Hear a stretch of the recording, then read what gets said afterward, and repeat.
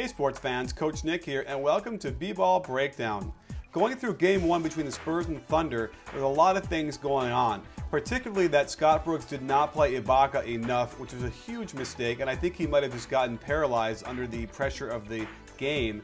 But also, Westbrook completely shrunk. And Harden did not get a shot from 11 minutes to go in the fourth quarter till about a minute and a half to go. And neither did Durant very much. So that goes on Westbrook's play as a point guard. He needs to improve and make sure that those two players are getting key shots in the fourth quarter when the game is on the line. That said, the real key here is the matchup between Harden and Manu Ginobili. And whoever gets the better of that matchup, I think, will end up winning that game. The Spurs start out by giving a double ball screen to Manu, but that's okay because Oklahoma City will switch off of it, Kevin Durant picking him up. He is so long that he can bother that shot, even block it. The long layoff was evident as they all looked rusty, but Manu's got to be careful when he gets close to Durant with his long arms. Daquan Cook can't really guard Manu because he's too small, and Manu goes to his right as well as his left, and there's the step back pull-up.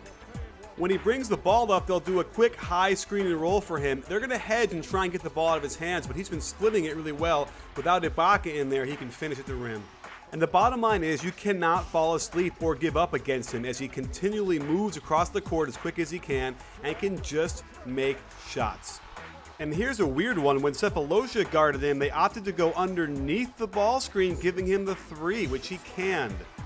As well as Manu can make shots, when he ISOs on top, it's not the best part of his game, even though when you look at the replay, you'll see Sefolosha hits him on the hand, not letting him follow through, which makes it very hard to make that shot. This play is a cross screen for Tim Duncan to post up on the left side, but Manu knows that because of that screen, there's no help, and he gets a wide open reverse. And again, watch Sefolosha guarding Manu out of the corner on a nice little high post handoff action. Sefolosha is going to go underneath that screen again and give him a wide open three. And here's something cool. With Manu guarding Harden in the corner, same exact play, same exact result. On this pick and roll, you'll see Sefolosha try and take away Manu's left hand by forcing him to the right.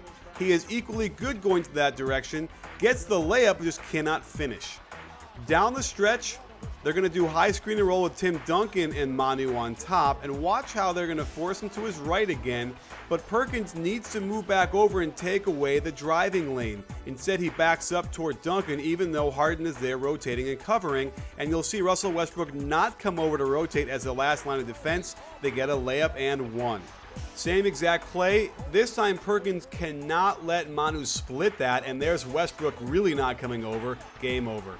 And let's talk about Harden. Manu guarded him quite often, and here you'll see him taking away the middle, even though it's forcing him to his strong left hand. There's the help, no call because he was positioned right, and he misses the shot.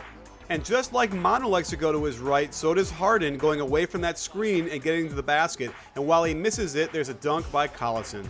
It's eerie how similar these two players are, and they both love to use the high post cutting action for shots at the three-point line. Harden was uncharacteristically off on some of his shots, and even though he has a great backdoor cut here and gets the pass, they get their hands up and little pressure and he misses it. While Harden is probably better on the ISO on top, he kept losing the ball going to the basket like he did here, and another miss. The Spurs kept the body on Harden all night, and even when he got open, he wasn't quite comfortable and in rhythm, and normally would make that shot every time. The Thunder don't run too much continuity. Usually it's one or two passes and a screen, and here you'll see Manu go underneath the screen inexplicably, giving Harden an open look.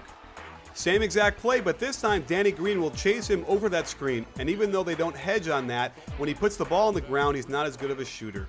But again, look what happens when Green goes underneath the screen on a quick hitter. Going to his right, he can pull up and just nail that shot.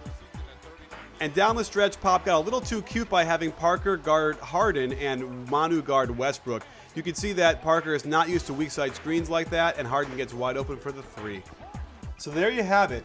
Will Scott Brooks be able to adjust and keep Ibaka in there and also get enough good point guard play from Russell Westbrook?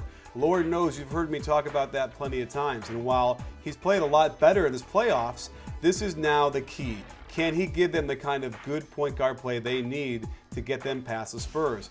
I don't think so. We'll have to see. Well, thanks for joining us, and don't forget at B-Ball Breakdown, it's not a channel, it's a conversation. You in?